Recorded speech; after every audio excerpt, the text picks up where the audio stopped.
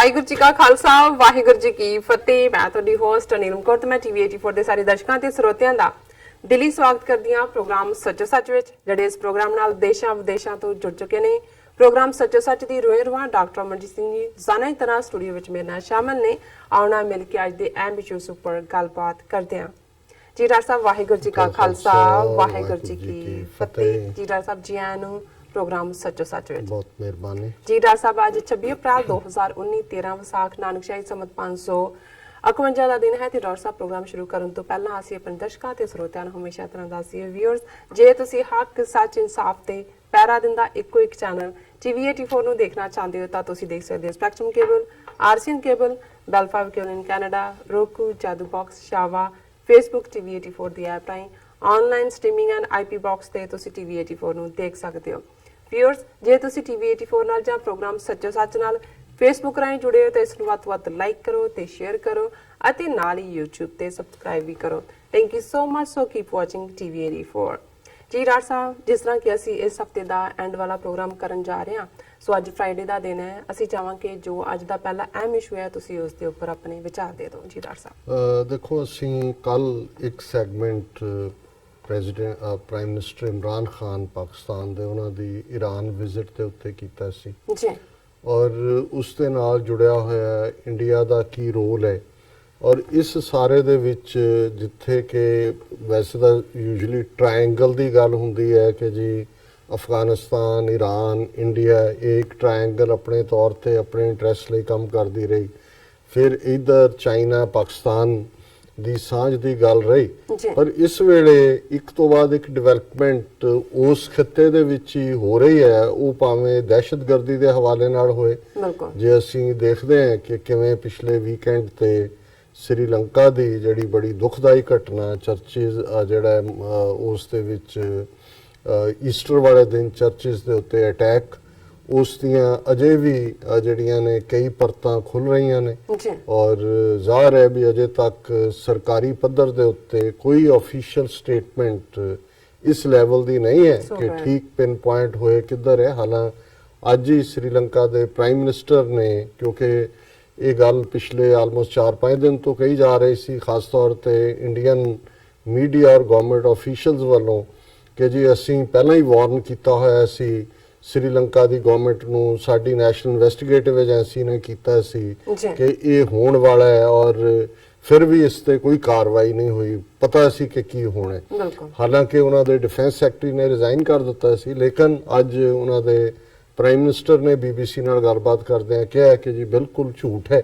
ਮੈਨੂੰ ਕੋਈ ਜਾਣਕਾਰੀ ਨਹੀਂ ਸੀ ਜਾਂ ਮੇਰੇ ਤੱਕ ਕੋਈ ਇਨਫੋਰਮੇਸ਼ਨ ਨਹੀਂ ਸੀ ਪਹੁੰਚੀ ਕਿ ਕੋਈ ਇਸ ਕਿਸਮ ਦਾ ਵਾਕਿਆ ਹੋਣ ਜਾ ਰਿਹਾ ਹੈ। ਸੋ ਜ਼ਾਹਰ ਹੈ ਵੀ ਸ੍ਰੀਲੰਕਾ ਦੀ ਜਦੋਂ ਅਸੀਂ ਗੱਲ ਕਰਦੇ ਹਾਂ ਕਿ ਇੱਕ ਪਾਸੇ ਕਿਵੇਂ ਇੰਡੀਅਨ ਏਜੰਸੀਆਂ ਦਾ ਜਾਂ ਇੰਡੀਅਨ ਹਕੂਮਤ ਦਾ ਉੱਥੇ ਇੰਟਰਸਟ ਹੈ, ਲੇਕਿਨ ਇਹ ਇੱਕ ਪ੍ਰੌਕਸੀ ਵਾਰ ਵੀ ਬਣਦਾ ਜਾ ਰਿਹਾ ਹੈ, ਕਿਉਂਕਿ ਸ੍ਰੀਲੰਕਾ ਕੁਝ ਸਮਾਂ ਪਹਿਲਾਂ ਤੱਕ ਪੂਰੀ ਤਰ੍ਹਾਂ ਜਿਹੜਾ ਉਹ ਚਾਈਨਾ ਦੇ ਆਰਬਿਟ ਸੀ। ਚਾਈਨਾ ਨੇ ਔਰ ਖਾਸ ਤੌਰ ਤੇ ਜਿਹੜਾ ਇਕਨੋਮਿਕਲ ਕੋਰੀਡੋਰ ਦਾ ਮੁੱਦਾ ਔਰ ਉਸ ਦੇ ਨਾਲ ਜੁੜਿਆ ਹੋਇਆ ਬੈਲਟ ਐਂਡ ਰੋਡ ਇਨੀਸ਼ੀਏਟਿਵ, ਕਿਉਂਕਿ ਜਦੋਂ ਅਸੀਂ ਪਾਕਿਸਤਾਨ ਦੇ ਹਵਾਲੇ ਨਾਲ ਗੱਲ ਕਰਦੇ ਹਾਂ ਫਿਰ ਅਸੀਂ ਉਹਨੂੰ CPEC ਕਹਿੰਦੇ ਹਾਂ, ਚਾਈਨਾ ਪਾਕਿਸਤਾਨ ਇਕਨੋਮਿਕਲ ਕੋਰੀਡੋਰ ਕਹਿੰਦੇ ਹਾਂ, ਪਰ ਜਦੋਂ ਇਹ ਪੂਰਾ ਬੈਲਟ ਐਂਡ ਰੋਡ ਇਨੀਸ਼ੀਏਟਿਵ ਦੀ ਗੱਲ ਹੁੰਦੀ ਹੈ ਤਾਂ ਫਿਰ ਇਹ ਸਾਰੇ ਇਹ ਸਾਊਥ ਏਸ਼ੀਆ ਚੋਂ ਨਿਕਲ ਕੇ China, South Asia, Kashmir region, Pakistan, Afghanistan, Europe ਤੱਕ ਪਹੁੰਚਦਾ ਹੈ, ਜਿਹਦੇ 'ਚ 50 ਦੇ ਕਰੀਬ ਦੇਸ਼ ਜਿਹੜੇ ਨੇ ਉਹ ਸਾਰੇ ਇਨਵੋਲਵ ਹੁੰਦੇ ਨੇ ਔਰ ਕਈ ਟ੍ਰਿਲੀਅਨ ਡਾਲਰ ਦਾ ਇਹ ਪ੍ਰੋਜੈਕਟ ਹੈ ਚਾਈਨਾ ਦਾ। ਔਰ ਇਸ ਕੋਈ ਸ਼ੱਕ ਨਹੀਂ ਹੈ ਕਿ ਪਿਛਲੇ ਸਾਲ ਜਦੋਂ ਉਹਨਾਂ ਨੇ ਇਹ ਇਨੀਸ਼ੀਏਟਿਵ ਜਿਹੜਾ ਹੈ ਉਹ ਬੈਲਟ ਐਂਡ ਰੋਡ ਇਨੀਸ਼ੀਏਟਿਵ ਕੀਤਾ ਤੇ ਬਹੁਤ ਵੱਡਾ ਹੁੰਗਾਰਾ ਵੀ ਸੀ ਦੇਸ਼ਾਂ ਦਾ ਔਰ ਇਸ ਦੇ ਨਾਲ ਜਿਹੜਾ ਕ੍ਰਿਟਿਸਿਜ਼ਮ ਵੀ ਸੀ। ਇਸ ਨੇ ਅਮਰੀਕਾ ਦੇ ਵੀ ਕੰਨ ਖੜੇ ਕਰ ਦਿੱਤੇ, ਕਿਉਂਕਿ ਜਿਹੜਾ ਅਲਟੀਮੇਟ ਦੁਨੀਆ ਦੇ ਵਿੱਚ ਜਦੋਂ ਅਸੀਂ ਇਹ ਵੱਡੀਆਂ ਤਾਕਤਾਂ ਦਾ ਰੌਲਾ ਦੇਖਦੇ ਹਾਂ ਤੇ ਉਹ ਸੁਪਰ ਪਾਵਰ ਦੀ ਦੌੜ ਹੈ। ਜੇ ਸੋਵੀਅਤ ਯੂਨੀਅਨ ਔਰ ਅਮਰੀਕਾ ਦੇ ਵਿੱਚ ਸੈਕੰਡ ਵਰਲਡ ਵਾਰ ਖਤਮ ਹੋਣ ਤੋਂ ਬਾਅਦ ਜੇ ਕ੍ਰਾਈਸਿਸ ਸੀ ਤਾਂ ਇਹੀ ਸੀ, ਇਹਨਾਂ ਦੋਨਾਂ ਨੇ ਜਿਹੜਾ ਸੁਪਰ ਪਾਵਰਸ ਨੇ ਦੁਨੀਆ ਨੂੰ ਵੰਡਿਆ। ਸੈਕੰਡ ਵਰਲਡ ਵਾਰ ਤੋਂ ਪਹਿਲਾਂ ਬ੍ਰਿਟਿਸ਼ ਕਲੋਨੀਅਲ ਪਾਵਰ ਸੀ, ਉਹਨਾਂ ਦੇ ਆਪਣੇ ਇੰਟਰਸਟ ਜਿਹੜੇ ਨੇ ਉਹ ਕਲੈਸ਼ ਕਰਦੇ ਸੀ। ਉਸ ਤੋਂ ਪਿਛਲੀ ਸਦੀ 'ਚ ਫਰਾਂਸ ਦੇ ਨਾਲ ਉਹਨਾਂ ਦੇ ਇੰਟਰਸਟ ਕਲੈਸ਼ ਕਰਦੇ ਸੀ। ਜੀ ਸੋ ਕੁੱਲ ਮਿਲਾ ਕੇ ਜਿਹੜੀ ਯੂਰਪ ਨੂੰ ਜਿਹੜੀ ਹੈ ਬੜ੍ਹਤ ਮਿਲੀ ਹੈ ਪਿਛਲੀਆਂ ਕੁਝ ਸਦੀਆਂ 'ਚ, ਖਾਸ ਤੌਰ ਤੇ ਇੰਡਸਟਰੀਅਲ ਰੈਵੋਲੂਸ਼ਨ ਤੋਂ ਬਾਅਦ, ਉਹਦੇ ਥੱਲੇ ਜਿਹੜਾ ਯੂਰਪ ਹੈ, ਯੂਰਪੀਅਨ ਪਾਵਰਸ, ਉਹਨਾਂ ਨੇ ਕਦੇ ਵੀ ਇਹ ਨਹੀਂ ਚਾਹਿਆ ਜਾਂ ਹੋਣ ਨਹੀਂ ਦਿੱਤਾ ਕਿ ਕੋਈ ਹੋਰ ਕੰਟੀਨੈਂਟ ਚੋਂ, ਕਿਸੇ ਹੋਰ ਮਹਾਦੀਪ ਚੋਂ ਜਿਹੜਾ ਉਹ ਇਸ ਕਿਸਮ ਦੀ ਤਾਕਤ ਉਭਰੇ। ਸੋ ਜ਼ਾਹਿਰ ਹੈ ਵੀ ਯੂਰਪ ਹੀ ਡੋਮੀਨੇਟ ਕਰਦਾ ਰਿਹਾ। ਬਿਲਕੁਲ ਇਹਨਾਂ ਦੀ ਭਾਵੇਂ ਜਿਹੜਾ ਉਹ ਪੋਸਟ ਸੈਕੰਡ ਵਰਲਡ ਵਾਰ ਸੀ, ਫਿਰ ਇਹਨਾਂ ਨੇ ਯੂਰਪੀਅਨ ਯੂਨੀਅਨ ਦੇ ਰੂਪ ਦੇ ਵਿੱਚ ਜਿਹੜਾ ਆਪਣਾ ਸਾਰੇ ਜਿੰਨੇ ਯੂਰਪੀਅਨ ਕੰਟਰੀਜ਼ ਸੀ, ਉਹਨਾਂ ਨੇ ਉਹਦੀ ਪਾਰਲੀਮੈਂਟ ਵੀ ਬਣਾਈ, ਬਾਡੀ ਵੀ ਬਣਾਈ, ਕਰੰਸੀ ਵੀ ਇੱਕ ਕੀਤੀ ਪਾਉਂਡ ਨੂੰ ਛੱਡ ਕੇ ਇੰਗਲੈਂਡ ਦੇ। ਬਟ ਇਵੈਂਚੁਅਲੀ ਅਸੀਂ ਦੇਖਦੇ ਹਾਂ ਵੀ ਚਾਈਨਾ ਜਿਹੜਾ ਕਿ ਬਹੁਤ ਜ਼ਿਆਦਾ ਗੁਰਬਤ ਚੋਂ, ਅਨਸਟੇਬਿਲਿਟੀ ਚੋਂ, ਕਲੋਨੀਅਲ ਦੌਰ ਚੋਂ, ਫਿਰ ਮਾਓ ਸੇ-ਤੁੰਗ ਦੀ ਲਿਆਂਦੀ ਚੇਂਜ ਜੀ 1947-48 ਤੱਕ ਪਹੁੰਚਦੇ ਆ। ਚਾਈਨਾ ਆਪਣੇ ਆਪ ਨੂੰ ਲਿਬਰੇਟ ਕਰਦਾ ਹੈ, ਫਿਰ ਅਗਲੇ 10-15 ਸਾਲ ਉਹ ਇਨਰ ਕਲੀਨਜ਼ਿੰਗ ਕਰਦੇ ਨੇ, ਅੰਦਰੂਨੀ ਸਫਾਈ ਕਰਦੇ ਨੇ, ਬਿਲਕੁਲ ਫਿਰ ਕਲਚਰਲ ਰੈਵੋਲੂਸ਼ਨ ਦੇ ਨਾਂ ਥੱਲੇ ਉਹ ਵੀ ਜ਼ਿਆਦਤੀਆਂ ਕਰਦੇ ਨੇ। ਪਰ ਇਹਦੇ 'ਚ ਕੋਈ ਸ਼ੱਕ ਨਹੀਂ ਹੈ ਕਿ ਚਾਈਨਾ ਨੇ ਉਸ ਸਾਰੇ ਪੀਰੀਅਡ 'ਚ 1960ਵਿਆਂ ਦੇ ਅਖੀਰ ਤੱਕ ਪਹੁੰਚਦੇ ਆ ਪਹਿਲਾਂ ਆਪਣੇ ਲੋਕਾਂ ਦੀ ਜਿਹੜੀ ਮੁੱਢਲੀ ਲੋੜ ਸੀ, ਜਿਹੜੀ ਰੋਟੀ, ਕੱਪੜਾ ਔਰ ਮਕਾਨ, ਜਿਹਨੂੰ ਅਸੀਂ ਸਾਦਾ ਜ਼ਬਾਨ ਦੇ ਵਿੱਚ ਕਹਿੰਦੇ ਆ, ਉਹ ਵੀ ਫੁੱਲਫਿਲ ਕੀਤੀ। ਜੀ ਔਰ ਇੰਟਰਨੈਸ਼ਨਲ ਜਿਹੜੀਆਂ ਚੁਣੌਤੀਆਂ ਸਨ ਜਾਂ ਚੈਲੰਜਸ ਸਨ, ਉਹਨਾਂ ਦੇ ਨਾਲ ਵੀ ਉਹ ਭਾਵੇਂ ਕੋਰੀਅਨ ਵਾਰ 1953 ਦੇ ਵਿੱਚ ਇਮੀਡੀਏਟਲੀ ਸੀ ਔਰ ਉਸ ਸਾਰੇ 'ਚੋਂ, ਪਰ ਉਹਨਾਂ ਨੇ ਕਿਵੇਂ ਹੌਲੀ ਆਪਣੇ ਆਪ ਨੂੰ ਇੱਕ ਗਲੋਬਲ ਪਾਵਰ ਦੇ ਤੌਰ ਤੇ ਐਸਟੈਬਲਿਸ਼ ਕੀਤਾ। ਕਿਉਂਕਿ 70ਵਿਆਂ ਤੱਕ ਪਹੁੰਚਦੇ ਆ ਅਮਰੀਕਾ ਨੇ ਜਿਹੜਾ ਪਹਿਲਾਂ ਚਿਆਂਗ ਕਾਈ ਸ਼ੈਕ ਰਾਹੀਂ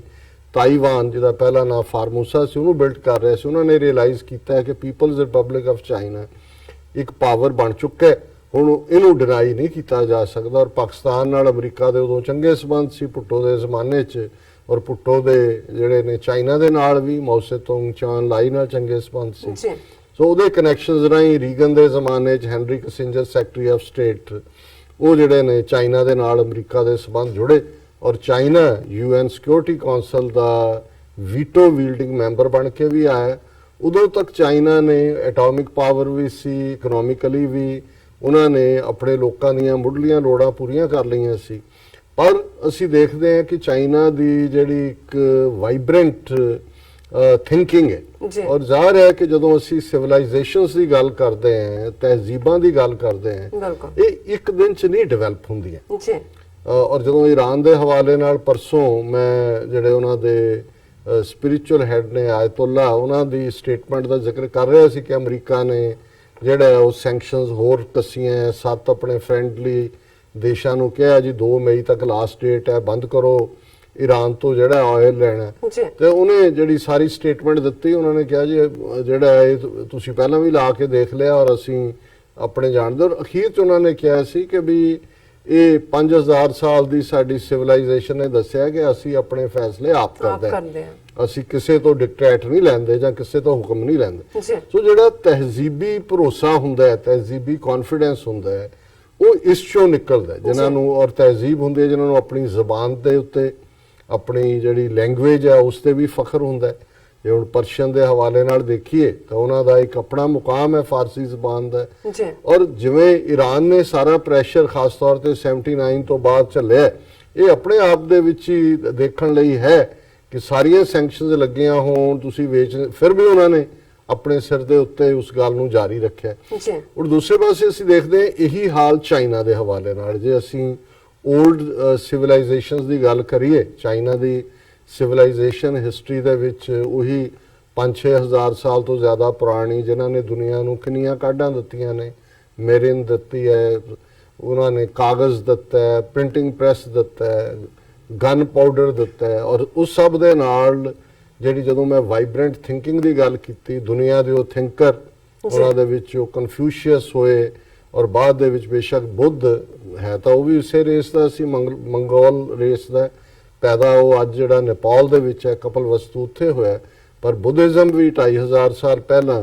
ਇੱਕ ਬੜੀ ਯੂਨੀਕ, ਜਿਹਨੂੰ ਅਲਾਮਾ ਇਕਬਾਲ ਨੇ ਕਿਹਾ ਕਿ ਆਸ਼ਕਾਰ ਉਸਨੇ ਕੀਆ ਜੋ ਜ਼ਿੰਦਗੀ ਕਾ ਰਾਜ਼ ਥਾ। ਸੋ ਇਹ ਜਿਹੜਾ ਜ਼ਿੰਦਗੀ ਦੇ ਰਾਜ ਦੀ ਗੱਲ ਹੋਣੀ ਇਹ ਵੀ ਹੈ। ਔਰ ਚਾਈਨੀਜ਼ ਨੇ ਉਹ ਹਰ ਚੀਜ਼ ਨੂੰ ਆਪਣੇ ਜਿਹੜਾ ਫਿਰ ਲੋਕਲੀ ਉਹਨੂੰ ਜਿਹਨੂੰ ਕਹਿੰਦੇ ਨੇ ਕਿ ਵੀ ਉਹਦਾ ਐਮਲਗਮ ਬਣਾ ਲੈਂਦੇ, ਉਹਨੂੰ ਬੈਂਡ ਕਰ ਲੈਂਦੇ ਨੇ, ਮਿਕਸਚਰ ਚ ਪਾ ਲੈਂਦੇ ਨੇ ਤੇ ਉਦੋਂ ਉਹਨੂੰ ਉਹਦਾ ਚੀਨੀਕਰਨ ਕਰ ਦਿੰਦੇ ਨੇ। ਔਰ ਜਦੋਂ ਅਸੀਂ ਚੀਨੀ ਦੀ ਗੱਲ ਕਰਦੇ ਹਾਂ, ਜ਼ਾਹਰ ਹੈ ਕਿ ਕਲੇ ਜਿਹੜੇ ਜੇ ਹੁਣ ਤਾਂ ਖੈਰ ਉਹ ਦੂਸਰੇ ਮੱਗ ਤੇ ਦੂਜੇ ਆ ਗਏ, ਹੁੰਦਾ ਹੀ ਉਹਨਾਂ ਨੂੰ ਕਹਿੰਦੇ ਸੀ ਜੀ ਚੀਨੀ ਦੇ ਭਾਂਡੇ। ਸੋ ਕਿਵੇਂ ਉਹਨਾਂ ਦੀ ਤਾਂ ਮਿੱਟੀ ਹੈ, ਅਸੀਂ ਜਿਹੜੇ ਮਿੱਟੀ ਦੇ ਭਾਂਡੇ ਸਾਡੇ ਘੁਮਿਆਰ ਬਣਾਉਂਦੇ ਨੇ, ਔਰ ਤੁਸੀਂ ਉਹਨਾਂ ਦੇ ਦੇਖੋ ਪਿਰਚ ਪਿਆਲੀਆਂ ਤੇ ਕਿਸ ਕਿਸਮ ਦੀਆਂ ਉਹਨਾਂ ਦੀਆਂ ਕਾਢਾਂ। ਔਰ ਜੇ ਤੁਸੀਂ ਉਹਨਾਂ ਦੇ ਮਿਊਜ਼ੀਅਮ ਜਾਂ ਦੂਸਰਿਆਂ ਜਾ ਕੇ ਦੇਖੋ, ਜਿਹੜਾ ਆਰਟ, ਪੇਂਟਿੰਗ, ਮਿਨੀਏਚਰ, ਔਰ ਉਹਨਾਂ ਦੀਆਂ ਭਾਵੇਂ ਬਾਦਸ਼ਾਹੀਆਂ ਹੀ ਰਹੀਆਂ ਨੇ, ਇਹਨਾਂ 'ਚ ਵੀ ਇੱਕ ਤਾਂ ਓਬੀਡੀਐਂਸ ਦਾ ਕਲਚਰ ਹੈਗਾ ਕਿ ਸਲਾਮ ਕਰੋ, ਬਾਦਸ਼ਾਹ ਨੂੰ ਡਿਸਓਬੇ ਨਾ ਕਰੋ। ਪਰ ਕਿੰਨੀਆਂ ਸੁੰਗ ਡਾਇਨੈਸਟੀ ਦੂਸਰੀਆਂ ਤੁਸੀਂ ਉਹਨਾਂ ਦੇ ਵਿੱਚ ਦੇਖੋ ਕਿਸ ਹੱਦ ਤੱਕ ਜਾ ਕੇ ਉਹਨਾਂ ਨੇ ਜਿਹੜੀਆਂ ਨੇ ਤਰੱਕੀ ਦੀਆਂ ਬੁਲੰਦੀਆਂ ਛੂਹੀਆਂ। ਔਰ ਜਿਹੜੇ ਕਮਿਊਨਿਜ਼ਮ ਦੇ ਜਾਂ ਮਾਓਇਜ਼ਮ ਦੇ ਡਰਾਬੈਕ ਵੀ ਸੀ, ਜੋ ਹੀ ਦੁਨੀਆ ਦੇ ਵਿੱਚ ਇਹ ਵਰਲਡ ਟ੍ਰੇਡ ਐਗਰੀਮੈਂਟ ਔਰ ਦੂਸਰੇ ਤੀਸਰੇ ਆਏ, ਚਾਈਨਾ ਡੌਗਡਲੀ ਉਹਦੇ ਨਾਲ ਨਹੀਂ ਜੁੜਿਆ ਰਿਹਾ। ਉਹਨਾਂ ਨੇ ਇੱਕਦਮ ਆਪਣੇ ਆਪ ਨੂੰ ਬਦਲਿਆ, ਕੁਝ ਵੈਲਿਊ ਸਟੇਟ ਲੈਵਲ ਦੀਆਂ ਉਹ ਰੱਖੀਆਂ, ਲੇਕਿਨ ਇਕਨੋਮੀ ਦੇ ਮਾਮਲੇ 'ਚੋਂ ਖੁੱਲੇ। ਔਰ ਨਤੀਜਾ ਇਹ ਹੈ ਵੀ ਅੱਜ ਜੇ ਅਮਰੀਕਾ ਤੇ ਚਾਈਨਾ ਦਾ ਕੋਈ ਟਕਰਾਅ ਹੈ ਤੇ ਸਭ ਤੋਂ ਵੱਡਾ ਇਹ ਹੈ ਜੇ ਕਿ ਤੁਹਾਡਾ ਇੱਥੇ 400 ਬਿਲੀਅਨ ਡਾਲਰ ਤੋਂ ਜ਼ਿਆਦਾ ਟ੍ਰੇਡ ਸਰਪਲਸ ਹੈ, ਔਰ ਤੁਸੀਂ ਜਿਹੜਾ ਸਾਡੇ ਲਈ ਮਾਰਕੀਟ ਨਹੀਂ ਖੋਲਦੇ। ਤੁਸੀਂ ਜੇ ਕੋਈ ਹੁੰਦਾ ਕੰਪੀਟੀਸ਼ਨ ਦਾ ਤੁਸੀਂ ਸਬਸਿਡਾਈਜ਼ ਕਰ ਦਿੰਦੇ ਹੋ, ਫਿਰ ਇੰਟੈਲੈਕਚੁਅਲ ਪ੍ਰਾਪਰਟੀ ਦੇ ਉੱਤੇ ਜਿਹੜਾ ਤੁਸੀਂ ਜਿਹੜਾ ਉਹ ਕੋਈ ਨਹੀਂ ਬਣਾਏ ਹੋਏ ਕਾਨੂੰਨ। ਸੋ ਕੁੱਲ ਮਿਲਾ ਕੇ ਇਹ ਜਦੋਂ ਦਾ ਟਰੰਪ ਆਇਆ, ਇਹ ਆਪਸ ਦੇ ਵਿੱਚ ਤਾਂ ਕ੍ਰਾਈਸਿਸ ਚੱਲ ਰਿਹਾ ਹੈ, ਪਰ ਚਾਈਨਾ ਨੇ ਜਿਵੇਂ ਸਵਿਫਟਲੀ ਆਪਣੀ ਕਮਿਊਨਿਸਟ ਜਾਂ ਮਾਰਕਸਿਸਟ ਆਈਡੀਓਲੋਜੀ ਚੋਂ ਨਿਕਲ ਕੇ ਫ੍ਰੀ ਇਕਨੋਮੀ 'ਚ ਆ ਕੇ ਵੀ ਇਹਨਾਂ ਨੂੰ ਬੀਟ ਕੀਤਾ। ਔਰ ਮੈਨੂੰ ਯਾਦ ਹੈ ਕਿ ਇਹ ਜਦੋਂ ਇੱਕ ਵਾਰ ਇਹਨੂੰ ਜਿਹੜਾ ਹੁਣ ਪ੍ਰੈਜ਼ੀਡੈਂਟ ਉਹ ਤਾਂ ਲਾਈਫ ਟਾਈਮ ਹੀ ਬਣ ਗਿਆ, ਸ਼ੀ ਜਿਨਪਿੰਗ, ਇਹਨੂੰ ਇੱਕ ਪ੍ਰੈਸ ਕਾਨਫਰੰਸ ਪੁੱਛਿਆ ਸੀ ਜਾਂ ਇਸ ਤੋਂ ਪਹਿਲੇ ਪ੍ਰੈਜ਼ੀਡੈਂਟ ਨੂੰ ਜਿਹਨੇ ਚੇਂਜ ਕੀਤੀ ਕਿ ਵੀ ਇਹ ਕੀ ਹੈ ਕਿ ਜੇਕਰ ਤੁਸੀਂ ਬਿਲਕੁਲ ਮਾਰਕਸਿਸਟ ਸੀ, ਹੁਣ ਤੁਸੀਂ ਬਿਲਕੁਲ ਫ੍ਰੀ ਇਕਨੋਮੀ ਲਿਬਰਲ ਇਹਨਾਂ ਮੁਲਕਾਂ ਦੀ ਆ ਗਏ ਹੋ। ਤੇ ਉਹਨੇ ਕਿਹਾ ਜੀ ਸਾਡੇ ਚਾਈਨਾ ਦੇ ਵਿੱਚ ਇੱਕ ਅਖਾਣ ਹੈ ਕਿ ਬਿੱਲੀ ਦਾ ਰੰਗ ਕਾਲਾ ਹੈ ਕਿ ਚਿੱਟਾ ਹੈ, ਇਹਦਾ ਫਰਕ ਨਹੀਂ ਪੈਂਦਾ, ਉਹਨੂੰ ਚੂਹੇ ਫੜਨੇ ਹੋਣੇ ਚਾਹੀਦੇ ਨੇ। ਸੋ ਇਹ ਪ੍ਰੈਕਟੀਕਲ ਅਪਰੋਚ ਹੈ ਕਿ ਵੀ ਵਾਕਈ ਉਹਨਾਂ ਨੂੰ ਪਤਾ ਹੈ ਵੀ ਡਾਲਰ ਕਿੱਥੋਂ ਫੜਨਾ ਹੈ। ਹੁਣ ਚੂਹਾ ਫੜਨਾ ਤਾਂ ਡਾਲਰ ਫੜਨਾ ਹੀ ਹੈ ਨਾ। ਵੀ ਜੇ ਅਸੀਂ ਮਾਰਕਸਿਜ਼ਮ ਨਾਲ ਨਹੀਂ ਫੜ ਸਕੇ ਤੇ ਤੁਹਾਡੇ 'ਚ ਅਸੀਂ ਆ ਕੇ ਤੁਹਾਡੇ ਸਿਸਟਮ ਨੂੰ ਯੂਜ਼ ਕਰਕੇ ਅਸੀਂ ਜਿਹੜਾ ਤੁਹਾਡੇ ਤੇ ਬੜਤ ਹਾਸਲ ਕਰ ਰਹੇ। ਸੋ ਕੁੱਲ ਮਿਲਾ ਕੇ ਇਸ ਸਾਰੇ ਚੋਂ ਔਰ ਚਾਈਨੀਜ਼ ਵਿਜ਼ਨਰੀ ਨੇ, ਲੌਂਗ ਟਰਮ ਉਹ ਸੋਚਦੇ ਨੇ। ਔਰ ਇਹ ਪ੍ਰੈਜ਼ੀਡੈਂਟ ਸ਼ੀ ਜਿਨਪਿੰਗ ਦਾ ਹੀ ਜਿਹੜਾ ਵੱਡਾ ਇਨੀਸ਼ੀਏਟਿਵ ਆਇਆ, ਜਿਹੜਾ ਕਿ ਜੇ ਅਸੀਂ ਇਵਨ ਪਾਕਿਸਤਾਨ ਦੇ ਹਵਾਲੇ ਨਾਲ ਦੇਖੀਏ, ਪਹਿਲਾਂ ਜਿਹੜੀ ਹੁਣ ਉਹ ਕਾਰਾਕੋਰਮ ਰੋਡ ਹੈ, ਜਿਹੜੀ ਕਿ ਇਧਰੋਂ ਉਹਨਾਂ ਦੇ ਚਾਈਨਾ ਨੂੰ ਥਰੂ ਜਿਹੜੇ ਪਾਕਿਸਤਾਨ ਦੇ ਉਸ ਖਿੱਤੇ ਦੇ ਸਾਰੇ ਹਿੱਸੇ ਚੋਂ ਨਾਲ ਜੋੜ ਕੇ ਜਿਹੜੀ ਕਿ ਇਹਨਾਂ ਪੰਜਾ ਸਾਹਿਬ ਹਸਨ ਅਬਦਾਲ ਤੱਕ ਉਹ, ਔਰ ਉਹ ਇਸ ਕਿਸਮ ਦਾ ਪ੍ਰੋਜੈਕਟ ਸੀ ਕਿ ਇੰਜੀਨੀਅਰਸ ਦੁਨੀਆ ਦੇ ਉਹਨੂੰ ਹੁਣ ਕਈ ਜਿਹੜਾ 8th ਮਾਰਬਲ ਵੀ ਕਹਿੰਦੇ ਨੇ, ਉਹ ਵੰਡਰ ਕਰਦੇ ਸੀ ਕਿ ਵੀ ਇਹ ਪਹਾੜ, ਸਾਰੀਆਂ ਚਟਾਨਾਂ ਔਰ ਦੁਰਗਮ ਇਲਾਕੇ, ਇੱਥੇ ਕਿਹੜੀ ਸੜਕ ਬਣੇਗੀ, ਇੱਥੇ ਕੀ ਹੋਏਗਾ। ਲੇਕਿਨ ਪਾਕਿਸਤਾਨ ਔਰ ਚਾਈਨਾ ਦੀ ਜਿਹੜੀ ਉਹ ਕੋਲੈਬੋਰੇਸ਼ਨ ਸੀ, ਉਹਦੇ 'ਚ ਹਾਲਾਂਕਿ ਉਸ ਸੜਕ ਨੂੰ ਬਣਾਉਂਦਿਆਂ ਲਗਭਗ 1000 ਮਜ਼ਦੂਰ ਉਹਦੇ 'ਚ ਮਰਿਆ। 500-600 ਪਾਕਿਸਤਾਨੀ ਸੀ, 300-400 ਚੀਨੇ ਸੀ। ਲੇਕਿਨ ਅੱਜ ਜਿਹੜਾ ਉਹ ਸਾਰਾ ਹੀ ਰਾਊਟ ਹੈ, ਉਹ ਇੱਕ ਜੇ ਹੁਣ ਅੱਜ ਇਹ ਇਕਨੋਮਿਕਲ ਕੋਰੀਡੋਰ ਦੀ ਗੱਲ ਔਰ ਗਵਾਦਰ ਪੋਰਟ ਤੱਕ ਜਿਹੜਾ ਰੋਡ ਐਂਡ ਟ੍ਰੇਨ ਇਨੀਸ਼ੀਏਟਿਵ ਹੈ, ਸੋ ਕਾਰਾਕੋਰਮ ਰੋਡ ਜਿਹੜਾ ਇਹ ਆਪਣੇ ਆਪ 'ਚ ਉਹਨੇ ਚਾਈਨਾ ਔਰ ਪਾਕਿਸਤਾਨ ਦਾ ਜਿਹੜਾ ਸੜਕ ਰਾਹੀਂ ਕਨੈਕਸ਼ਨ ਹੈ ਉਸ ਨੂੰ ਵੀ ਜੋੜਿਆ, ਜਿਹੜਾ ਪਾਕਿਸਤਾਨ ਦੀ ਸਿਕਿਉਰਿਟੀ ਲਈ ਵੀ ਇੰਪੋਰਟੈਂਟ ਸੀ। ਸੋ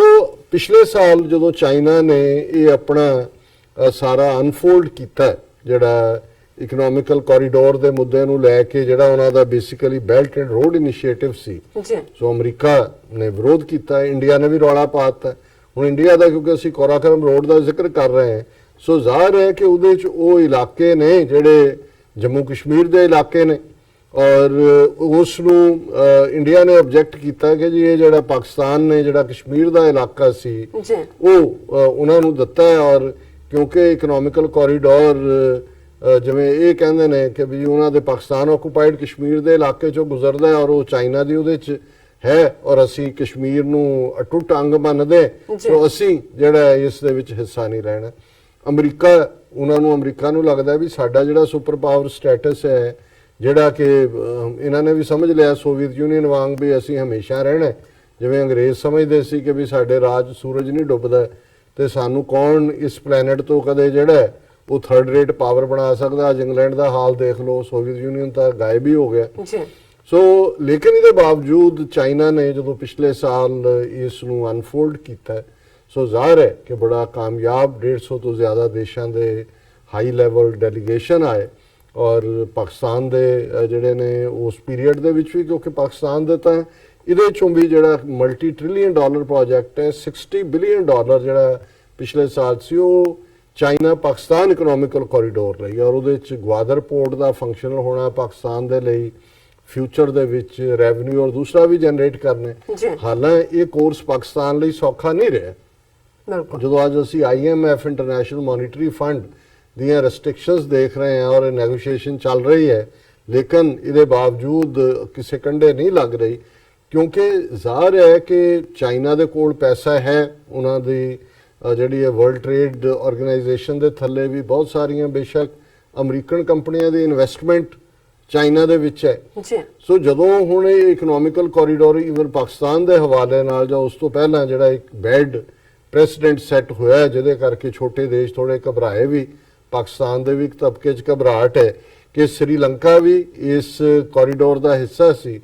ਔਰ ਉਹਦੇ 'ਚ ਜਿਹੜਾ ਉਹਨਾਂ ਨੇ ਚਾਈਨਾ ਨੇ ਉਸ ਦੇ ਲਈ ਇਨਫਰਾਸਟ੍ਰਕਚਰ ਬਣਾਉਣ ਦੇ ਲਈ ਪੈਸਾ ਦਿੱਤਾ, ਲੋਨ ਹੁੰਦਾ ਔਰ ਵਕਤ ਪਾ ਕੇ ਸ੍ਰੀਲੰਕਾ ਤੋਂ ਉਹ ਲੋਨ ਜਿਹੜਾ ਉਹ ਚੁਕਤਾ ਨਹੀਂ ਹੋਇਆ, ਤਾਂ ਉਹਨਾਂ ਦੀ ਜਿਹੜੀ ਹੈਮਬੈਂਡੋਟਾ ਉਹਨਾਂ ਦੀ ਮੇਨ ਪੋਰਟ ਹੈ, ਉਹ ਚਾਈਨਾ ਨੇ ਫਿਰ ਜਦੋਂ ਇਹਨਾਂ ਨੇ 2017 ਦੇ ਵਿੱਚ ਜਿਹੜਾ ਡੈਟ ਸਵਾਪ ਕੀਤਾ ਤੇ ਉਹਦਾ ਚਾਈਨਾ ਨੇ ਕੰਟਰੋਲ ਲੈ ਲਿਆ। ਕਿਉਂਕਿ ਹੁੰਦਾ ਇਹ ਹੈ ਕਿ ਜਿਵੇਂ ਅਮਰੀਕਾ ਨੇ ਮੈਕਸੀਕੋ ਦੀਆਂ ਬਹੁਤ ਸਾਰੀਆਂ ਸਟੇਟਾਂ ਦੱਬੀਆਂ ਕਿ ਜੀ ਲੋਨ ਦਿੱਤਾ ਹੋਇਆ, ਤੁਹਾਡੇ ਕੋਲ ਪੈਸੇ ਨਹੀਂ ਨੇ, ਤੁਸੀਂ ਜ਼ਮੀਨ ਲੈ ਲੈਣੇ ਹੋ। ਹੁਣ ਉਹਦੇ ਤੋਂ ਇੱਕ ਫੀਅਰ ਵੀ ਜਿਹਨੂੰ ਅਮਰੀਕਾ ਨੇ ਫਿਰ ਬਹੁਤ ਜਿਹੜਾ ਉਹ ਮਲਟੀਪਲਾਈ ਕੀਤਾ ਕਈ ਟਾਈਮ ਕਿ ਦੇਖੋ ਜੀ ਇਹ ਤਾਂ ਜਿਹੜਾ ਚਾਈਨਾ ਦਾ ਇਹ ਰੋਡ ਇਨੀਸ਼ੀਏਟਿਵ ਹੈ, ਬੈਲਟ ਐਂਡ ਰੋਡ ਇਨੀਸ਼ੀਏਟਿਵ, ਇਹ ਤਾਂ ਖਤਰਾ ਹੈ ਛੋਟੇ ਦੇਸ਼ਾਂ ਦੀ ਸੋਵਰਨਿਟੀ ਲਈ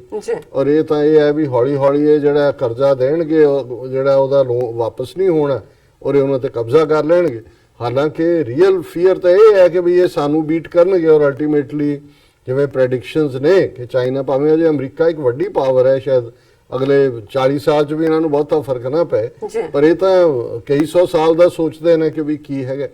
ਹੁਣ ਇਸੇ ਗੱਲ ਨੂੰ ਅੱਗੇ ਤੋਰਦੇ ਆ ਜਿਹੜਾ ਕਿਉਂਕਿ ਚਾਈਨਾ ਦੀ ਔਰ ਇੰਡੀਆ ਨੇ ਔਰ ਅਮਰੀਕਾ ਦੀ ਸ਼ਹਿ ਦੇ ਉੱਤੇ ਪਾਕਿਸਤਾਨ ਦੇ ਵਿੱਚ ਇਹਨੂੰ ਰੋਕਣ ਦੇ ਲਈ ਅਸੀਂ ਦੇਖਦੇ ਹਾਂ ਕਿ ਕਿਵੇਂ ਬਲੋਚਿਸਤਾਨ ਦਾ ਇਸ਼ੂ ਜਾਂ ਉਹਦੀ ਫਰੀडम ਜਾਂ ਇੰਡੀਪੈਂਡੈਂਸ ਨਾਲ ਕਿਸੇ ਦਾ ਕੋਈ ਲਾਗਾ ਦੇਗਾ ਨਹੀਂ, ਕਿਉਂਕਿ ਗਵਾਦਰ ਦੀ ਪੋਰਟ ਬਲੋਚਿਸਤਾਨ 'ਚ ਹੈ। ਗਵਾਦਰ ਦਾ ਫੰਕਸ਼ਨਲ ਹੋਣਾ ਅਮਰੀਕਾ ਨੂੰ ਵੀ ਸੂਟ ਨਹੀਂ ਕਰਦਾ,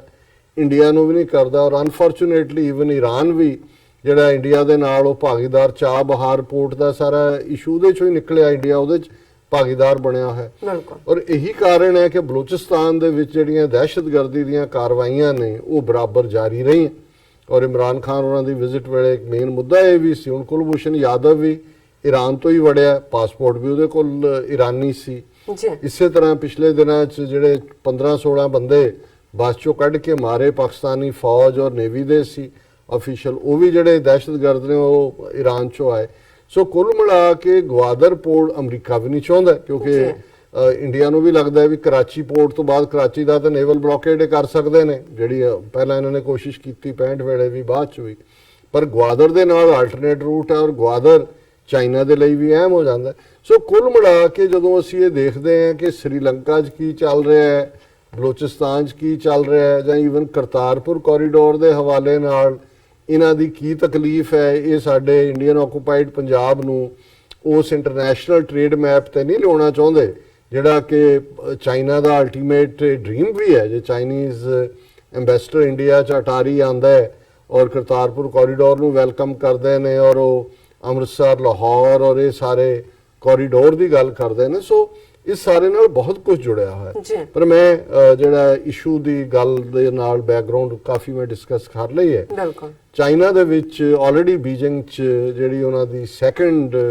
ਇਸ ਦੇ ਉੱਤੇ ਬੈਲਟ ਐਂਡ ਰੋਡ ਇਨੀਸ਼ੀਏਟਿਵ ਹੈ, ਉਸ ਦੀ ਕਾਨਫਰੰਸ ਕਹਿ ਲਓ, ਉਹਨਾਂ ਦੀ ਮੀਟ ਕਹਿ ਲਓ, ਉਹ ਚੱਲ ਰਹੀ ਹੈ ਔਰ 37 ਦੇਸ਼ਾਂ ਦੇ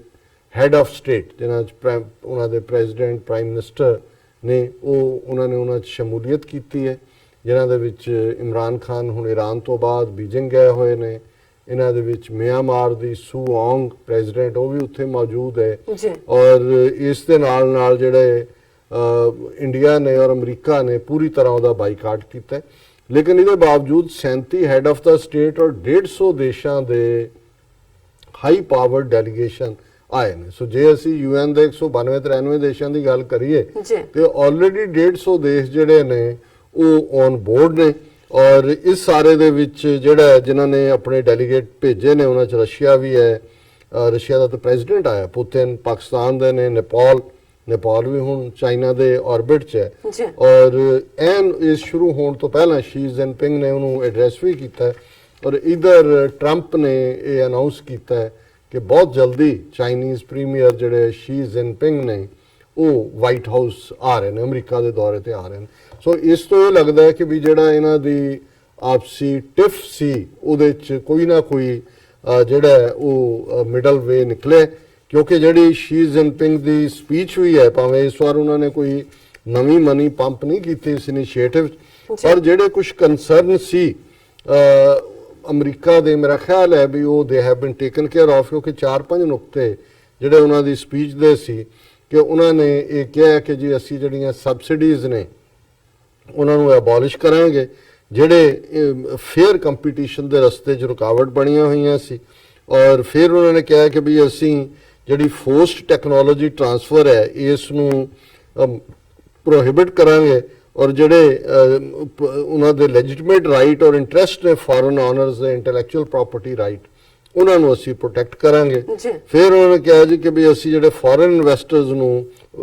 ਇਨਵੈਸਟਰ ਨੇ ਉਹਨਾਂ ਨੂੰ ਬਿਜ਼ਨਸ ਕਰਨ ਦੇ ਲਈ ਜ਼ਿਆਦਾ ਜਿਹੜਾ ਉਹਨਾਂ ਦੇ ਜ਼ਿਆਦਾ ਸਟੇਕ ਇਹਦੇ 'ਚ ਦਿਆਂਗੇ ਔਰ ਅਸੀਂ ਜਿਹੜੀ ਹੈ ਉਹਦੇ ਨਾਲ ਉਹਨਾਂ ਨੇ ਕਿਹਾ ਕਿ ਜੀ ਅਸੀਂ China will work with other parties to promote a coalition of sustainable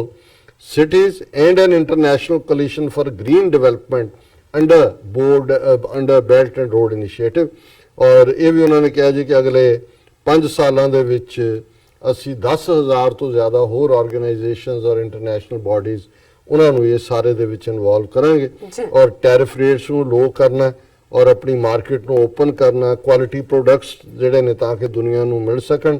ਔਰ ਉਹਨਾਂ ਨੇ ਇਹ ਕਿਹਾ ਵੀ ਅਸੀਂ ਜਿਹੜਾ ਕੰਸਰਨ ਸ੍ਰੀਲੰਕਾ ਦੀ ਉਸ ਪੋਰਟ ਦੇ ਹਵਾਲੇ ਨਾਲ ਸੀ ਉਹਨੂੰ ਬੜਾ ਸਪੈਸੀਫਿਕਲੀ ਐਡਰੈਸ ਕੀਤਾ ਚਾਈਨਾ ਨੇ। ਉਹਦੇ 'ਚ ਉਹਨਾਂ ਨੇ ਕਿਹਾ, ਉਹਨਾਂ ਦੇ ਆਪਣੇ ਇਨੌਗਰਲ ਐਡਰੈਸ ਦੇ ਵਿੱਚ ਹੀ ਕਿਹਾ ਉਹਨਾਂ ਨੇ ਕਿ ਵੀ ਅਸੀਂ ਜਿਹੜਾ debt in an apparent reference to debt trap criticism, China using Belt and Road Initiative as a geopolitical tool to attain superpower status, President Xi said, BRI is not an exclusive club, कि ਅਸੀਂ ਕੋਈ exclusive club नहीं बना रहे। फिर उन्होंने कहा कि everything should be done in a transparent way and we should have zero tolerance for corruption, कि सब कुछ transparent way ਨਾਲ ਹੋਏਗਾ। और उन्होंने कहा जी ਅਸੀਂ ਕੋਈ ਬੈਗਰ ਦਾਈ ਨੇਬਰ ਜਿਹੜਾ ਇਸ ਕਨਸੈਪਟ 'ਚ ਯਕੀਨ ਨਹੀਂ ਰੱਖਦੇ, ਉਹ ਕਰੰਸੀ ਡੀਐਵੈਲੂਏਸ਼ਨ ਇਸ ਲਾਈਨ ਦੇ ਉੱਤੇ ਨਹੀਂ ਹੋਣ ਦੇਵਾਂਗੇ ਔਰ ਅਸੀਂ ਐਕਸਚੇਂਜ ਰੇਟ ਫਾਰਮੇਸ਼ਨ ਮੈਕੈਨਿਜ਼ਮ ਨੂੰ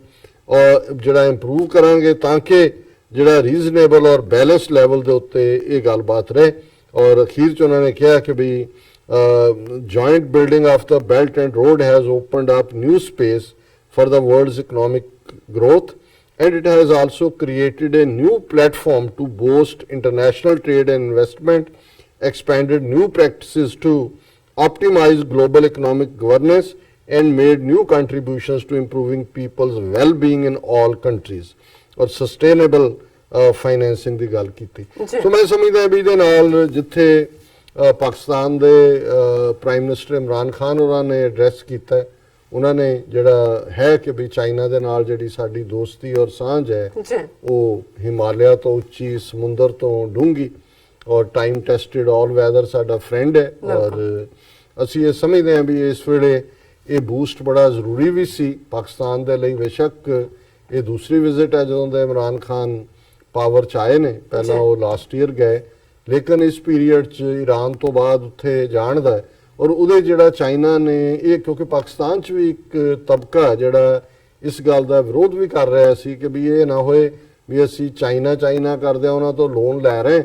ਔਰ ਉਹ ਮੁੜ ਕੇ ਸਾਡੇ ਤੋਂ ਉਹਨਾਂ ਦੀਆਂ ਕਿਸ਼ਤਾਂ ਨਾ ਦਿੱਤੀਆਂ ਜਾਣ ਤੇ ਉਹ ਸਾਡੀ ਟੈਰੀਟਰੀ ਇਨਕਲੂਡਿੰਗ ਗਵਾਦਰ ਦਾ ਉਹੀ ਹਾਲ ਹੋਏ ਜੋ ਸ੍ਰੀਲੰਕਨ ਪੋਰਟ ਦਾ ਹੋਇਆ ਵੀ ਉਹ 99 ਈਅਰ ਲੀਜ਼। ਉਹ ਉਹਨਾਂ ਨੇ ਕੰਸਰਨ ਜਿਹੜਾ ਹੈ ਉਹ ਕੀਤਾ ਔਰ ਇਹੀ IMF ਵੀ ਕਹਿੰਦਾ ਜੀ ਸਾਨੂੰ ਦੱਸੋ ਕਿ ਤੁਸੀਂ ਜਿਹੜਾ ਇਹ ਸਾਡੇ ਤੋਂ ਪੈਸੇ ਲਓਗੇ ਉਹਦੇ ਲੋਨ ਦੀ ਕਿਸ਼ਤ ਕਿੰਨੀ ਹੈ। ਸੋ ਅਸੀਂ ਸਮਝਦੇ ਹਾਂ ਵੀ ਕੁੱਲ ਮਿਲਾ ਕੇ ਇਹ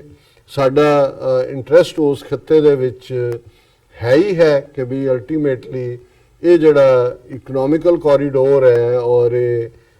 ਇਨ ਬੈਲਟ ਐਂਡ ਰੋਡ ਇਨੀਸ਼ੀਏਟਿਵ ਹੈ ਇਹ ਸਾਡੇ ਫਿਊਚਰ ਦੇ ਖਾਲਿਸਤਾਨ ਦੇ ਲਈ ਵੀ ਇੱਕ ਇਕਨੋਮਿਕਲ ਜਿਹੜੀ ਹੈ ਲਾਈਫਲਾਈਨ ਹੋਏਗੀ ਔਰ ਜ਼ਾਹਰ ਹੈ ਕਿ ਪਾਕਿਸਤਾਨ ਦੇ ਇੰਟਰਸਟ ਦੇ ਵਿੱਚ ਇਹ ਬੜਾ ਇੰਪੋਰਟੈਂਟ ਹੈ ਕਿ ਜੋ ਭਾਰਤ ਚਾਲਾਂ ਚੱਲ ਰਿਹਾ ਹੈ ਇਹਨੂੰ ਬਲੌਕ ਕਰਨ ਦੇ ਲਈ ਔਰ ਜਿਸ ਕਿਸਮ ਦੀ ਡਰਟੀ ਵਾਇਲੈਂਸ ਉਹ ਬਲੋਚਿਸਤਾਨ 'ਚ ਹੋਏ ਜਾਂ ਈਵਨ ਸ੍ਰੀਲੰਕਾ ਦੇ ਹਵਾਲੇ ਨਾਲ ਵੀ ਮੈਨੂੰ ਕੋਈ ਭੁਲੇਖਾ ਨਹੀਂ ਹੈ ਕਿ ਵੀ ਇਹ ਇੰਡੀਆ ਦੀ ਰਾਹ ਜਿਹੜੀ ਹੈ ਇਹ ਜ਼ਿਆਦਾ ਸਟਿੰਗ ਹੋਰਨਾਂ ਦੇ ਹੱਥ 'ਚ ਵੀ ਡੋਰੀਆਂ ਨੇ ਪਰ ਜ਼ਿਆਦਾ ਸਟਿੰਗਸ ਜਿਹੜੀਆਂ ਨੇ ਉਹ ਰਾਹ ਦੇ ਹੱਥ 'ਚ ਨੇ ਔਰ ਉਹ ਡਰਟੀ ਗੇਮ ਖੇਡ ਰਹੇ ਨੇ। ਹਾਂ, ਮੈਂ ਇੱਕ ਅਨਾਉਂਸਮੈਂਟ ਕਰਦੇ ਹਾਂ ਕਿ ਅੱਜ 9:30 ਤੋਂ 10:30 ਸਾਡੇ ਸਟੂਡੀਓ ਸਲੀਮ ਮਲਕ ਆਏ ਹੋਏ ਨੇ। ਸੋ 1 ਘੰਟੇ ਦੀ ਪੈਨਲ ਡਿਸਕਸ਼ਨ ਹੋਏਗੀ। ਇਹ ਫਰਾਈਡੇ ਦਾ ਸਾਡਾ ਆਲਮੋਸਟ ਹੁਣ ਰੈਗੂਲਰ ਫੀਚਰ ਹੈ ਉਹਨਾਂ ਦਿਨਾਂ ਨੂੰ ਛੱਡ ਕੇ ਵੀ ਜਦੋਂ ਅਸੀਂ ਟਰੈਵਲ ਕਰਦੇ ਹਾਂ ਔਰ ਸਾਡੇ ਦਰਸ਼ਕਾਂ ਵੱਲੋਂ ਬਹੁਤ ਪਸੰਦ ਕੀਤਾ ਜਾਂਦਾ ਹੈ ਔਰ ਇਸ ਸ਼ੋਅ ਦੇ ਜਿਹੜੀ ਵਿਊਅਰਸ਼ਿਪ ਹੈ ਸਿਰਫ ਰੈਗੂਲਰ ਸੱਚੋ ਸੱਚ ਦੇ ਸਾਡੇ ਵਿਊਅਰ ਹੀ ਨਹੀਂ ਨੇ ਸਗੋਂ ਹੋਰ ਵੀ ਪਾਕਿਸਤਾਨ ਔਰ ਦੂਸਰੇ ਕਈ ਜਿਹੜੇ ਥਾਵਾਂ ਦੇ ਉੱਤੇ ਸ਼ੇਅਰ ਹੁੰਦੀ ਹੈ ਔਰ ਇਹ ਕਈ ਥਾਵਾਂ ਤੋਂ ਜਿਹੜੀ ਹੈ ਸਾਨੂੰ ਇਹਦੀ ਇਨਪੁਟ ਮਿਲਦੀ ਹੈ। ਜਿਵੇਂ ਜਿਹੜਾ ਸਾਡਾ ਵੌਇਸ ਆਫ ਖਾਲਸਾ ਤੇ ਬੇਗਰਾਜ ਸਿੰਘ ਹੋਰਾਂ ਦੇ ਨਾਲ ਹਿੰਦੀ ਦੇ ਵਿੱਚ ਇੰਟਰਵਿਊ ਸੀ। ਹਾਲਾਂਕਿ ਕਈਆਂ ਨੇ ਕਿਹਾ ਵੀ ਡਾਕਟਰ ਸਾਹਿਬ ਹਿੰਦੀ ਨਾਲ ਗੁੱਥਮ ਗੁੱਥਾ ਹੋ ਰਹੇ ਨੇ ਪਰ ਉਸ ਦਾ ਮੈਂ ਬੜੀ ਸੋਚ ਵਿਚਾਰ ਤੋਂ ਬਾਅਦ ਉਹ ਕਾਫੀ ਦੇਰ ਤੋਂ ਯਤਨ ਕਰ ਰਹੇ ਸੀ ਕਿਉਂਕਿ ਉਹਨਾਂ ਦੀ ਟਾਰਗੇਟਡ ਆਡੀਅנס ਜਾਂ ਵਿਊਅਰਸ਼ਿਪ TV 84 ਨਹੀਂ ਹੈ, ਅਸੀਂ ਤਾਂ ਉਹਨੂੰ ਜਸਟ ਐਡੀਸ਼ਨਲੀ ਚਲਾਇਆ ਕਿਉਂਕਿ ਭਾਰਤ ਦੇ ਵਿੱਚ ਨਾਗਪੁਰ ਤੋਂ ਲੈ ਕੇ ਸਾਊਥ ਇੰਡੀਆ ਤੱਕ ਜਿਹੜਾ ਇੱਕ ਵੱਡਾ ਹਿੱਸਾ ਟ੍ਰਾਈਬਲਸ ਦਾ, ਆਦੀਵਾਸੀਆਂ ਦਾ ਔਰ ਹਿੰਦੀ ਸਪੀਕਿੰਗ ਬੈਲਟ ਹੈ ਜਿਨ੍ਹਾਂ ਦੇ ਆਪਣੇ ਉਹਨਾਂ ਨੇ ਲੋਕਲ ਕੋਈ ਚੈਨਲ ਵੀ ਬਣਾਏ ਹੋਏ ਨੇ ਔਰ ਆਪਣੇ ਸੋਸ਼ਲ ਗਰੁੱਪ ਵੀ ਨੇ ਉਹ ਉਹਨਾਂ ਤੱਕ ਪਹੁੰਚਦਾ ਹੈ ਔਰ ਕਿਉਂਕਿ ਉਹਨਾਂ ਦੀ ਰਿਕੁਐਸਟ ਸੀ ਉਹਨਾਂ ਦੀ ਜ਼ਬਾਨ ਹਿੰਦੀ ਹੈ ਸੋ ਉਹ ਵੀ ਜਿਹੜੇ ਸਾਡਾ ਪ੍ਰੋਗਰਾਮ ਹੈ ਉਹ ਕਾਫੀ ਮਕਬੂਲ ਹੋਇਆ ਔਰ ਉਹਨਾਂ ਦੀ ਇਹ ਚਾਹਨਾ ਵੀ ਹੈ ਕਿ ਮਹੀਨੇ 'ਚ ਇੱਕ ਅੱਧਾ ਪ੍ਰੋਗਰਾਮ ਅਸੀਂ ਜ਼ਰੂਰ ਕਰੀਏ ਕਿਉਂਕਿ ਸਾਊਥ ਏਸ਼ੀਆ ਦੀ ਵਾਈਡ ਆਡੀਅנס ਜਿਹੜੀ ਔਰ ਅਲਟੀਮੇਟਲੀ ਜਿਵੇਂ ਅਸੀਂ ਕਹਿੰਦੇ ਹਾਂ ਕਿ ਭਾਈ ਦੁਸ਼ਮਣ ਬ੍ਰਾਹਮਣਵਾਦ ਹੈ, ਦਿੱਲੀ ਦੇ ਰੂਲਰ ਹਿੰਦੂ ਤਵੀ ਨੇ ਔਰ ਜਿਹੜੇ ਇਹਨਾਂ ਦੇ ਨਕਸ਼ੇ ਦੇ ਵਿੱਚ ਕੈਦ ਅਕਲੀਅਤਾਂ ਨੇ, ਕਸ਼ਮੀਰੀ ਸਾਡੇ ਭਰਾ ਭੈਣਾਂ ਨੇ, ਦਲਿਤ ਭਾਈਚਾਰਾ ਹੈ, ਭਾਰਤ ਵਿਚਲੇ ਮੁਸਲਮਾਨ ਨੇ, ਇਹ ਸਾਰੇ ਜਿਹੜੇ ਨੇ ਸਾਨੂੰ ਅਲਟੀਮੇਟਲੀ ਇੱਕ ਪਲੇਟਫਾਰਮ ਤੇ ਆਉਣਾ ਪਏਗਾ ਔਰ ਮੈਂ ਕਹਾਂਗਾ ਕਿ ਵੀ ਇਹ ਜ਼ਰੂਰ ਜਿਹੜਾ 9:30 ਤੋਂ 10:30 ਪੈਨਲ ਡਿਸਕਸ਼ਨ ਹੈ ਇਹਨੂੰ ਵੀ ਦੇਖੋ ਔਰ ਇਹਨਾਂ ਨੂੰ ਅੱਗੇ ਸ਼ੇਅਰ ਵੀ ਕਰਿਆ ਕਰੋ ਕਿਉਂਕਿ ਜ਼ਾਹਰ ਹੈ ਕਿ ਵੀ ਸ਼ੇਅਰ ਕਰਨ ਦੇ ਨਾਲ ਮਕਸਦ ਸਾਡਾ ਇਸ ਸਾਰੇ TV 84 ਦੇ ਜਿਹੜਾ ਪ੍ਰੋਜੈਕਟ ਦਾ ਇਹੀ ਹੈ ਕਿ ਸੱਚ ਦੀ ਆਵਾਜ਼ ਵੱਧ ਤੋਂ ਵੱਧ ਵੀਰਾਂ ਭੈਣਾਂ ਤੱਕ ਪਹੁੰਚੇ ਕਿਉਂਕਿ ਸਭ ਤੋਂ ਵੱਡਾ ਦੁਸ਼ਮਣ ਇਨਸਾਨੀਅਤ ਦਾ ਔਰ ਕਿਸੇ ਵੀ ਇੰਡੀਵਿਜੂਅਲ ਦਾ ਉਹ ਹੈ ਅਗਿਆਨਤਾ, ਇਗਨੋਰੈਂਸ ਔਰ ਨਾ ਮਾਲੂਮੀਅਤ ਔਰ ਅਸੀਂ ਇਹ ਕੋਸ਼ਿਸ਼ ਕਰਦੇ ਹਾਂ ਕਿ ਤੁਹਾਡੇ ਤੱਕ ਅਸੀਂ ਮਾਲੂਮੀਅਤ ਪਹੁੰਚਾਈਏ ਤੇ ਘੱਟੋ ਘੱਟ ਤੁਸੀਂ ਅੱਗੇ ਜ਼ਰੂਰ ਇੱਕ ਬੰਦਾ ਇੱਕ ਨੂੰ ਜ਼ਰੂਰ ਅੱਗੋਂ ਉਹ ਨੂਰ ਵੰਡੇ ਤਾਂ ਕਿ ਆਰਾਮ ਨਾਲ ਫਿਰ ਸਾਨੂੰ ਵੀ ਲੱਗੇ ਕਿ ਜੋ ਅਸੀਂ ਕਰ ਰਹੇ ਹਾਂ ਉਸ ਦਾ ਕੋਈ ਫਾਇਦਾ ਵੀ ਹੋ ਰਿਹਾ ਜੀ। ਡਾਕਟਰ ਸਾਹਿਬ ਬਿਲਕੁਲ ਇੱਥੇ ਲੈਣੇ ਬ੍ਰੇਕ ਤੋਂ ਪਹਿਲਾਂ ਅਸੀਂ ਆਪਣੇ ਦਰਸ਼ਕਾਂ ਦੇ ਸਰੋਤਿਆਂ ਨੂੰ ਅਪੀਲ ਤੇ ਬੇਨਤੀ ਕਰਦੀ ਹੈ ਵਿਊਅਰਸ ਜਿਸ ਤਰ੍ਹਾਂ ਕਿ ਤੁਸੀਂ ਜਾਣਦੇ ਹੋ ਕਿ TV 84 ਇੱਕ ਪੰਥਕ ਚੈਨਲ ਹੈ। TV 84 ਸਿੱਖਾਂ, ਕਸ਼ਮੀਰੀਆਂ ਤੇ ਭਾਰਤੀਆਂ ਨੌਰਥ ਸਟੇਟਾਂ ਦੇ ਲੋਕਾਂ ਦੇ ਸਵੈਨੇ ਦੇਣ ਦੇ ਹੱਕਾਂ ਦਾ ਹਾਮੀ ਹੈ। ਅਸੀਂ ਚਾਹਾਂਗੇ ਕਿ ਤੁਸੀਂ TV 84 ਦੀ ਚੜ੍ਹਦੀ ਕਲਾ ਲਈ ਵੱਧ ਤੋਂ ਵੱਧ ਡੋਨੇਟ ਕਰੋ। ਡੋਨੇਟ ਕਰਨ ਲਈ ਸਾਡੀ ਵੈਬਸਾਈਟ tv84.tv ਤੇ ਜਾ ਕੇ ਪੇਪਲ ਦੀ ਵਰਤੋਂ ਕਰਕੇ ਵਨ ਟਾਈਮ ਡੋਨੇਟ ਕਰ ਸਕਦੇ ਹੋ, ਮੰਥਲੀ ਡੋਨੇਟ ਵੀ ਕਰ ਸਕਦੇ ਹੋ। ਤੁਸੀਂ TV84 ਦੇ ਨਾਮ ਤੇ ਚੈੱਕ ਬਣਾ ਕੇ ਸਾਨੂੰ ਮੇਲ ਵੀ ਕਰ ਸਕਦੇ ਹੋ ਸਾਡੇ ਇਸ ਪਤੇ ਤੇ 36-01 37th Avenue, Long Island City, New York 11101 USA, ਜਾਂ ਫਿਰ ਤੁਸੀਂ ਸਾਨੂੰ ਫੋਨ ਰਾਹੀਂ ਵੀ ਸੰਪਰਕ ਕਰ ਸਕਦੇ ਹੋ ਸਾਡੇ ਫੋਨ ਨੰਬਰ ਤੇ 5164060694। Thank you so much viewers, ਤੁਸੀਂ ਸਾਨੂੰ ਇਸ ਤਰ੍ਹਾਂ ਬਣੇ ਰਹਿਣਾ। ਮਿਲਦੇ ਹਾਂ ਆਫਟਰ ਦਿਸ ਸ਼ਾਰਟ ਬ੍ਰੇਕ।